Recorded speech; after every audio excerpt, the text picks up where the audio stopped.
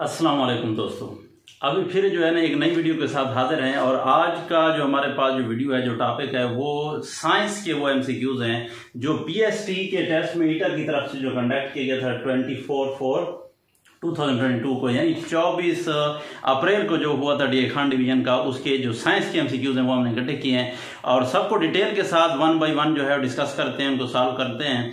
तो अपने टॉपिक की तरफ चलने से पहले, उनको सॉल्व करने से पहले आपसे एक छोटी सी रिक्वेस्ट कि अब अगर आप हमारे चैनल पर नए हो या अभी तक आपने हमारा चैनल सब्सक्राइब नहीं किया तो बड़ा मेहरबानी अभी जो है चैनल को सब्सक्राइब करके बेल आइकन को दबाकर ऑल को सेलेक्ट कर लें ताकि हमारी हर नई आने वाली वीडियो आप तक बर वक्त पहुंचती रहे।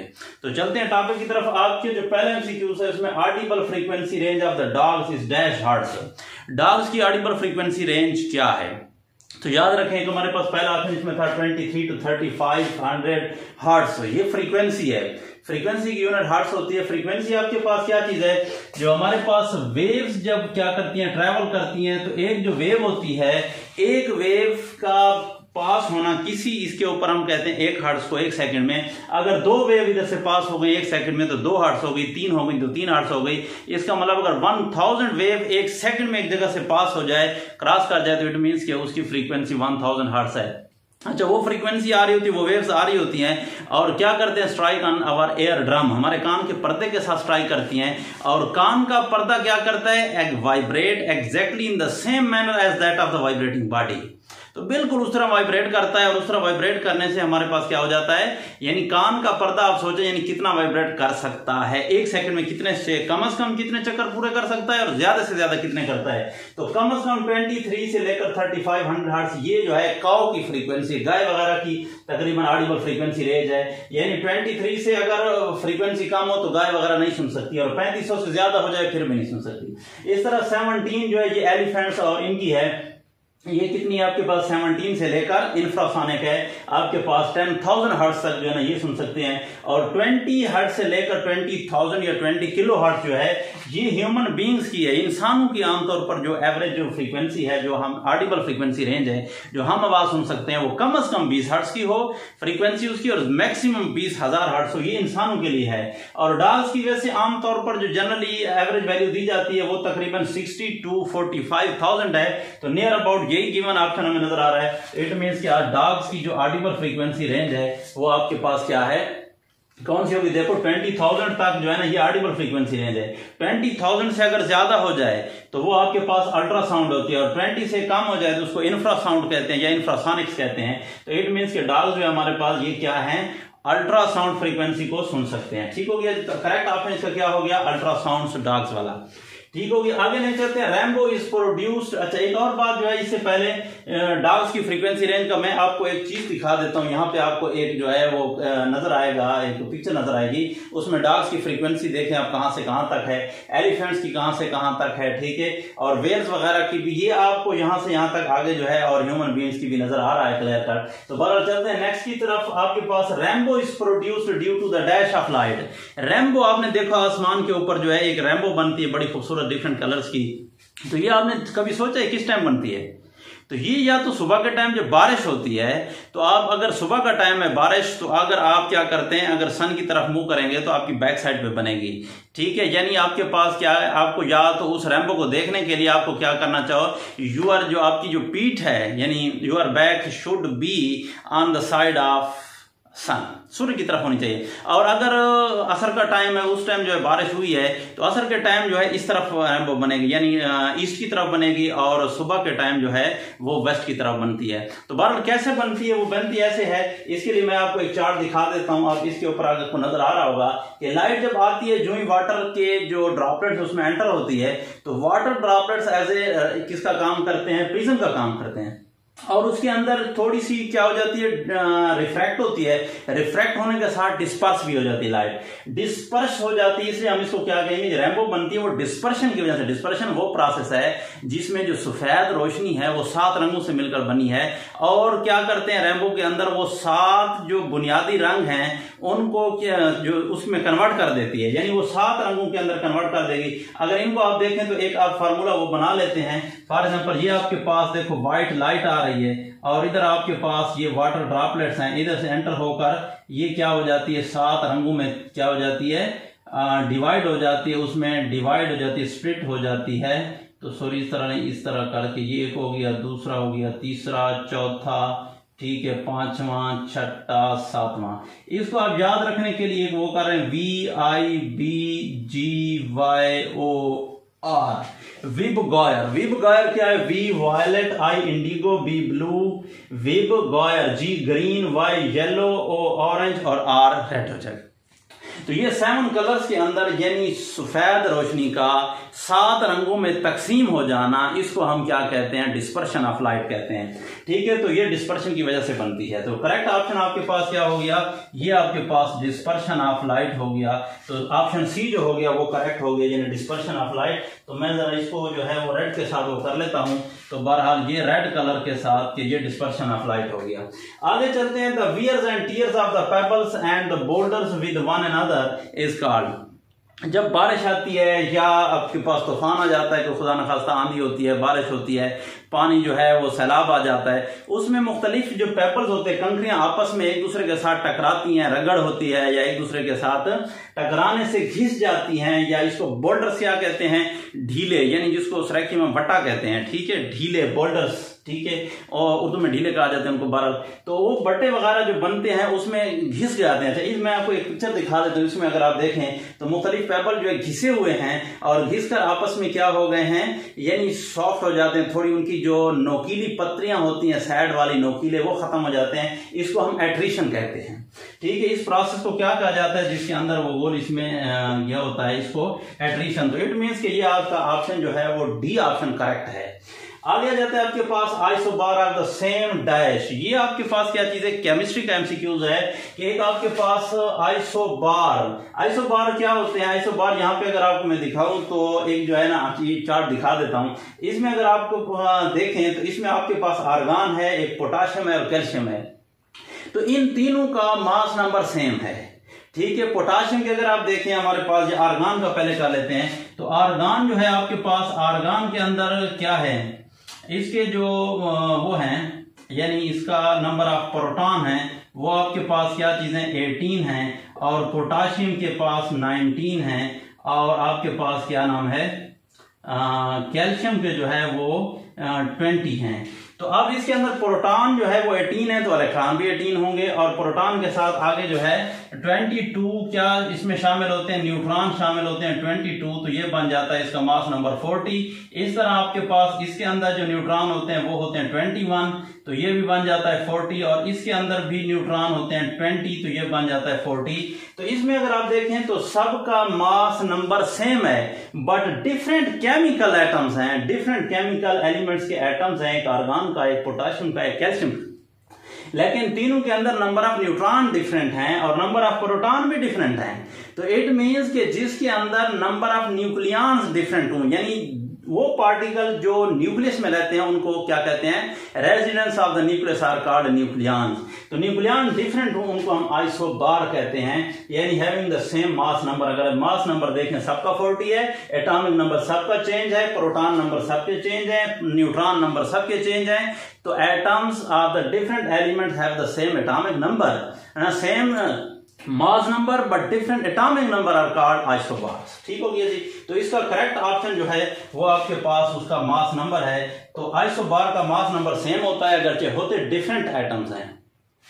आगे जाते number 5, what is the approximate share of the oxygen in the air. तो इसमें सबसे पहले मैं जो है आपको एक चार्ट दिखा देता हूं। उसमें अगर आप देखें तो सबसे ज्यादा आपको जो नजर आ रही है कलर में, वो सबसे पाई ग्राफ के अंदर एक गोल दायरे में सबसे ज्यादा हुजम जो है, जो वॉल्यूम जो है तो वो नाइट्रोजन का 78% है। दूसरे नंबर पे आपके पास क्या आ जाती है? ऑक्सीजन आ जाती है, और वो 20.9 यानी ऑलमोस्ट 21%, क्योंकि यहाँ हमारे पास जो ऑप्शन गिवन है वो 20.9 के नजदीक 21 है। तो अगर हम इसको राउंड ऑफ कर दें तो इट मीन्स कि आपके पास 21% है, और अदर गैसेस मिक्सचर 0.17% होती हैं, और इसके अलावा आर्गन जो है वो 0.17% है, और इसके अलावा जो है बाकी भी गैसेस कुछ होती हैं बड़ी स्मॉल अमाउंट में होती हैं। तो बहरहाल मैक्सिमम आपके पास नाइट्रोजन है 78%, दूसरे नंबर पे ऑक्सीजन आ जाती है 21%। तो इसका करेक्ट ऑप्शन जो है 21% है ऑक्सीजन का। छठे नंबर पे आ जाता है which two gases when dissolve in the rain water produce the acid rain. तो इसलिए क्वेश्चन में करता हूं, पहले आपको एक चार्ट दिखा देता हूं उसके साथ, अगर आप इसको देख लें तो चार्ट के अंदर अगर आप देखें तो यहां पे क्या है कि अगर हम नाइट्रोजन डाइऑक्साइड और सल्फर डाइऑक्साइड आपको नजर आ रही हैं, यानी NO2 और SO2 सल्फर डाइऑक्साइड, तो ये जब इसको हम छोड़ते हैं और ये ऊपर जाकर बादलों में चली जाती हैं तो वहां पे ये क्या कर देती है, रिएक्शन कर लेती है केमिकल वाटर रेन के साथ, जो वाटर होता है उसके साथ, और उसके साथ केमिकल रिएक्शन करके एसिडिक रेन प्रोड्यूस करते हैं। तो एसिड उसमें प्रोड्यूस हो जाती है और जो बारिश हो जाती है एसिडिक रेन होती है। तो ये आपके पास सल्फर डाइऑक्साइड और नाइट्रोजन की जो ऑक्साइड है इनके साथ रिएक्शन होता है। इसका जो करेक्ट ऑप्शन हो जाएगा वो हमारे पास sulphur dioxide and nitrogen dioxide या नाइट्रोजन ऑक्साइड, ये ऑप्शन बी जो है इसका करेक्ट हो गया। ठीक हो गया जी। तो आगे जो है उसके बाद जो है चलते हैं नेक्स्ट अगले इसकी तरफ चलते हैं। क्वेश्चन जो है आगे क्वेश्चन नंबर 7 के ऊपर। क्वेश्चन नंबर 7 क्या कहते हैं कि transfer of the pollen grains from stamen to the stigma of the same flower और to the different flower of the same plant is called dash. तो याद रखें, यानी अच्छा इसके मैं आपको जो है ना एक चार्ट दिखा देता हूं, उसमें अगर आप देखें तो एक ये है कि आपके पास पोलन ग्रेन एक ही फूल के, एक ही पौधा है, उसका एक ही फूल है, इससे पोलन ग्रेन जो है उसी फूल में जा रहे हैं, या फिर उसी फूल के पोलन ग्रेन, पौधा तो वही है लेकिन फूल दूसरा है, पौधा वही है फूल दूसरा है, एक ही पौधा है ऑफ द सेम प्लांट। देखो different flower of the same plant, तो यानी इसका मतलब कि असल पौधा एक ही है, उसी पौधे की आपस में चाहे एक फूल के उसी फूल में जा रहे हो पोलन ग्रेन, या एक फूल के दूसरे में और दूसरे के उसी में, लेकिन पौधा वही हो, ये जब the plant is the same, तो then it is called the self pollination. ये आपके पास क्या है, सेल्फ पॉलिनेशन। तो ऑप्शन नंबर ए इसका करेक्ट है, ये सेल्फ पॉलिनेशन है। और अगर एक से दूसरे प्लांट में जाते हैं तो वो क्रॉस होती है। बहरहाल जो ऑप्शन करेक्ट है, जो आपको चीज दी गई है उसके मुताबिक ये सेल्फ पॉलिनेशन है। ठीक है, क्लियर कर, आपको समझ आ गई है। आगे चलते हैं। Following are the part of the animal cell except. इससे पहले मैं आपको थोड़ा सा कंपैरिजन दिखा देता हूं। अगर आप पिक्चर में देखें, एक आपको जो है किस चीज का सेल नजर आ रहा है, एक प्लांट का और एक एनिमल का। तो प्लांट और एनिमल के सेल में बाकी चीजें तकरीबन जो अगर आप देखें तो सेल मेम्ब्रेन भी दोनों में है, साइटोप्लाज्म अगर आप देखो दोनों में है। तो सेल वॉल जो है ये प्लांट वाले में है और एनिमल में नहीं है। तो इट मीन्स के सेल वॉल जो है ये प्लांट सेल का पार्ट है, एनिमल सेल का पार्ट नहीं है, पार्ट नहीं है उसका। क्योंकि following are the part of animal cell except, सिवाय इसके बाकी सारे एनिमल सेल के पार्ट हैं। लेकिन ये जो है सेल वॉल, ये किस चीज का पार्ट है, ये आपके पास प्लांट सेल का वो है पार्ट। ठीक हो गया जी। आगे चलते हैं। The brain of the human adult जो है, ह्यूमन वेस, यानी आम जो जवान इंसान होता है उसका जो है आपके पास जो दिमाग है उसका वजन जो है उसका कितना होता है। तो उसका वजन आमतौर पर आपके पास 1300 से 1400 ग्राम, यानी याद रखें इसका तकरीबन 1336 ग्राम एवरेज निकाला है इसका, और तकरीबन 1198 ग्राम जो होता है वो फीमेल का होता है, और मेल का एवरेज जो है वो तकरीबन आपके पास 1336 के इसके लगभग। लेकिन जब उम्र उससे और बड़ी होना शुरू हो जाती है तो फिर ये थोड़ा सा कम होना शुरू हो जाता है एज के साथ साथ। तो बहरहाल एडल्ट ह्यूमन बीइंग का जो आमतौर पर वो है उसमें करेक्ट जो नियरेस्ट ऑप्शन है वो आपके पास 1300 से 1400 ग्राम तक होता है। ठीक हो गया जी। आगे चलते हैं क्वेश्चन नंबर 10 के ऊपर के which of the following is not a rare gas, rare gas are inert gas are the noble gases. तो आपको पता है कि जो आपके पास ए वाले ग्रुप हैं पीरियोडिक टेबल को अगर आप देखें तो उसमें ए ग्रुप हो गया, बी वालों को छोड़ दें, फिर आगे ए वाला 1 2 3 करते जाएं, तो आखिरी जो ग्रुप आपको नजर आ रहा है ये आपके पास क्या इनर्ट गैसेज हैं या नोबल गैसेज या रेयर गैसेज हैं। उसमें आपके पास इनको आमतौर पर हीलियम फैमिली भी कहते हैं, नियॉन फैमिली भी कहा जाता है, ठीक है, या नोबल गैसेज भी। तो उनके अंदर रेडॉन भी है, एक्सिनॉन भी है, क्रिप्टॉन भी है, 6 गैसेज हैं।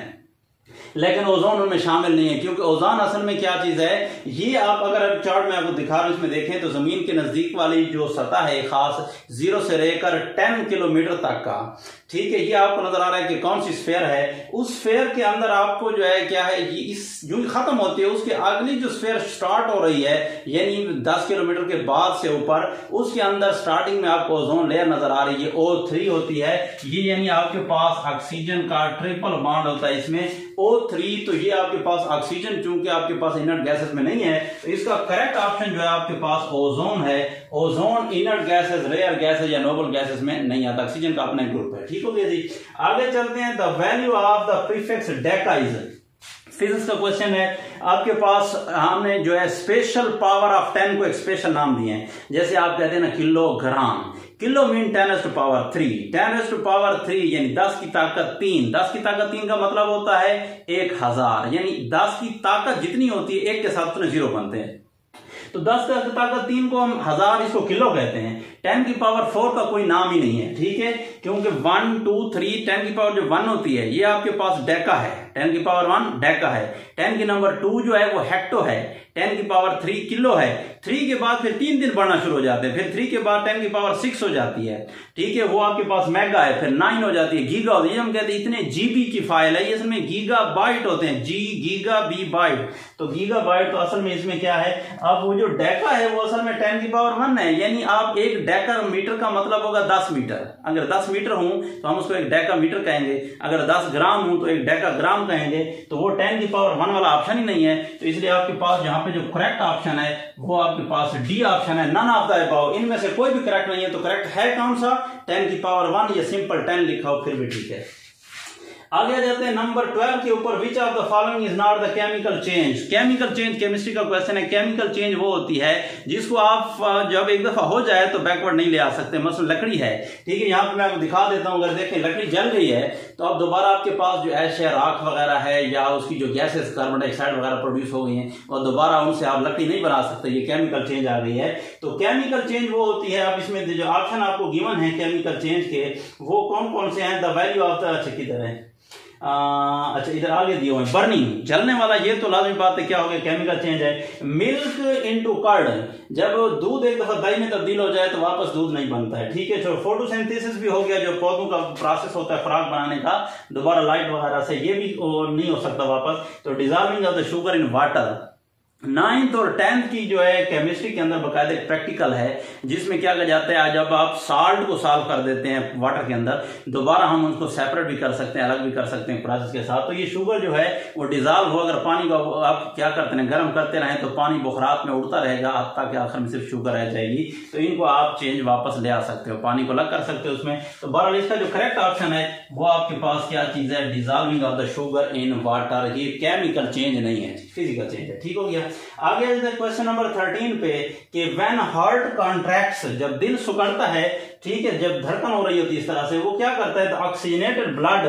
तो ये याद रखें, हमारे पास ऑक्सीजनेटेड ब्लड जो होता है वो आपके पास वेंट्रिकल में होता है, और चीजों में नहीं होता। तो oxygenated blood from dash pushed with the force into the aorta. Aorta शाहराक को कहते हैं। तो शाहराक से ऑक्सीजनेटेड ब्लड कहां से आता है, जब ये कॉन्ट्रैक्ट होता है तो वो आपके पास लेफ्ट वेंट्रिकल से आता है। तो कॉन्ट्रैक्ट होते वक्त लेफ्ट गुर्दे से जो आ रही होती है लेफ्ट वेंट्रिकल, वहां से फिर क्या जाता है, शाहराक को पुश किया जाता है उसको फोर्स के साथ। नंबर 14 क्या कहते हैं कि snails belong to the group of the animals are called. ठीक है, एनिमल्स के क्या बायोलॉजी का क्वेश्चन है, मुख्तलिफ ग्रुप बनाए गए हैं, मुख्तलिफ फाइलम्स बनाए गए हैं। तो उस फाइलम्स के अंदर अगर आपको देखें तो स्नेल्स मैं आपको दिखा रहा हूं, स्नेल्स आपको नजर आ रहा है यहाँ पे। तो ये स्नेल्स का कौन से ग्रुप के साथ ताल्लुक है जनाब, ये फाइलम में मोलस्का के साथ है, फाइलम मोलस्का, इसको मोलस्कस भी कहा जाता है, या यानी इनको। तो ये स्नेल्स वगैरह का इनका ताल्लुक कहां से, मोलस्का के साथ है। ठीक है, चलते हैं। कहते हैं कि dash is the male reproductive part of the flower. Male reproductive part of flower पहले हम डिस्कस कर चुके हैं कि वो आपके पास क्या है, स्टेमन है। स्टेमन जो है this is called the male reproductive part of the flower. ठीक है, यहाँ पे मैं आपको एक चार्ट दिखा देता हूँ, उसके अगर आप देखें तो स्टेमन आपको जो है क्लियरली नजर आ गया कि ये क्या है, आपके पास ये स्टेमन है और ये क्या है, मेल रिप्रोडक्टिव पार्ट है, इसको कहा जाता है। ठीक हो गया जी। तो आगे चलते हैं 16 के ऊपर। 16 क्या है कि how we are able to see the things in the room. तो अगर आप इस चार्ट में देखें, आपको जो चीज नजर आ रही है, तो इसमें क्या करते हैं, लाइट वो डाल रहे हैं और लाइट रिफ्लेक्ट होकर वापस आ रही है, तो इस चीज से हमें चीजें नजर आती हैं। तो जितनी भी हमारे पास जो चीजें नजर आती हैं, these are due to the reflection of light. जब लाइट किसी चीज से टकरा कर वापस आती है, तो ये बात मेरे जहन में आ गई कि स्टार्ट में जो है दो नजरियात थे, दो थ्योरीज थी। एक आपके पास डेमोक्रेटस और लूसिफस थे, उन्होंने ये कहा था कि भाई लाइट हमारी आंखों से निकलती है, वो किस चीज से टकराती है, टकरा कर फिर वापस हमें आती है तो वो चीजें नजर आती हैं। लेकिन इब्न हैथम ने कहा था कि इस तरह नहीं है, ऑप्टिक्स के अंदर बड़ा काम किया उसने, तो उसने कहा इस तरह नहीं है कि लाइट बल्कि सोर्स ऑफ लाइट से आती है, किस चीज से स्ट्राइक करती है, रिफ्लेक्ट होकर वापस आती है तो हमारी आंखों में एंटर होती है, रेटिना के ऊपर उसकी इमेज बनता है तो हमें वो चीज नजर आती है। तो इसका जो करेक्ट ऑप्शन है वो आपके पास क्या है, रिफ्लेक्शन है। तो किसी लाइट का किसी चीज से टकरा कर जब वापस आना होता है, this is called the reflection of light. Reflect होना, बाउंस बैक होना, वापस आना। ठीक है। 17 पे क्या जाते हैं, hearing is helped by the nerve. Hearing, हम जो सुनते हैं, सुनने का कहा जाता है ना कि ऑडियंस, सुनने वालों को ऑडियंस ही कहा जाता है। तो आपके पास असल में क्या है, अच्छा यहाँ मैं एक और चीज भी दिखा देता हूं। आप कान का जो एक स्ट्रक्चर देखें, उसके अंदर यहाँ पे आकर पे अगर देखें तो आपको एक चीज नजर आ रही है, वो क्या है, ऑडिटरी नर्व्स है। ठीक है, जो कान से आखिर दिमाग की तरफ जाती है। अब सारा काम तो दिमाग नहीं करना होता है, तो ऑडिटरी नर्व के जरिए पैगाम, सुनने का पैगाम हमारे जो है एहसास है वो दिमाग को जाता है। तो वो आपके पास ऑप्टिक्स नहीं है, ये ऑप्टिक तो देखने के लिए होती है, आपके पास ऑडिटरी नर्व्स है। तो ऑडिटरी नर्व्स जो है इसका काम क्या है, आपके पास ये क्या करती है, ये सुनने का एहसास दिलाती है, दिमाग तक पैगाम पहुंचाती है। आगे जाते 18 के ऊपर के rose petals turn from the red to the blue in dash. तो याद रखें हमारे पास उसका फर्स्ट ऑप्शन यहाँ पे एसिडिक सोल्यूशन। तो एसिडिक सोल्यूशन नहीं है बल्कि अल्कलाइन सोल्यूशन है। जब पीएच उसकी तकरीबन 14 तक जाती है, यानी 7 पे न्यूट्रल होता है, 7 से कम एसिडिक है, ऊपर हो जाए तो आपके पास बेसिक होता है। तो ये बेसिक है। तो इसका काम क्या होता है कि ये रेड पेटल्स को ब्लू में कन्वर्ट कर देते हैं। जो रेड को ब्लू इसमें कन्वर्ट कर देते हैं वो क्या आपके पास ये अल्कलाइन है। तो अल्कलाइन सोल्यूशन क्या करेगा, ये उसकी जो फूल की पत्तियां हैं यहाँ पे आपको नजर आ रही हैं, मैं आपको दिखा देता हूँ। फूल की पत्तियां पड़ी हुई है, फूल है और फूल की जो पत्तियां हैं रेड कलर की। और फिर आगे देखें तो एक आपको 2-3 चीजें नजर आती हैं, उसमें मुख्तलिफ सोल्यूशन डाले हुए हैं। तो ये क्या कर दे, ये जो उसको ब्लू में कन्वर्ट कर दिया है, ये किसने किया है, अल्कलाइन सोल्यूशन ने किया है। ठीक हो गया जी। आगे चलते हैं आपके पास 19, it is the commonly known as the caustic soda. Caustic soda किसे कहा जाता है, तो caustic soda sodium hydroxide. Sodium hydroxide हमारे पास कहां पे है, फर्स्ट ऑप्शन जो है वो सोडियम हाइड्रोक्साइड है, रेड। तो सोडियम हाइड्रोक्साइड को आमतौर पर हम क्या कहते हैं, कास्टिक सोडा कहा जाता है। क्या कहते हैं, सोडियम हाइड्रोक्साइड को कास्टिक सोडा कहा जाता है, या जिसको हम क्या कहते हैं, धोबी सोडा वगैरह। आगे जाते हैं आपके पास क्या चीज है, 20 लास्ट एमसीक्यूज है। Following are the properties of the acids except. ये बाकी जितनी प्रॉपर्टीज दी गई हैं वो कहते हैं सारी की सारी एसिड्स की हैं, तेजाब की हैं, लेकिन इनमें एक है सिवाय उसके एक के। देखो, दे हैव सोर टेस्ट। लाजमी बात है, तेजाब जो है उनका जायका क्या होता है, सोर, खट्टे होते हैं। ठीक है। और they turn the blue litmus paper to red. Blue को लिटमस पेपर को रेड में कन्वर्ट कर देते हैं, ये भी ठीक है। और they turn the methyl orange to red, ये भी ठीक है। और they are slippery to touch, तो ये नहीं है, ये this is not the property of the acid. ये एसिड की प्रॉपर्टी, यानी डी ऑप्शन करेक्ट है। सिवाय इस डी के बाकी तीनों प्रॉपर्टीज एसिड्स की हैं। तो यहां तक जो है इसका पोर्शन कंप्लीट हुआ। देखते रहिए इल्मी लोग। अल्लाह हाफिज।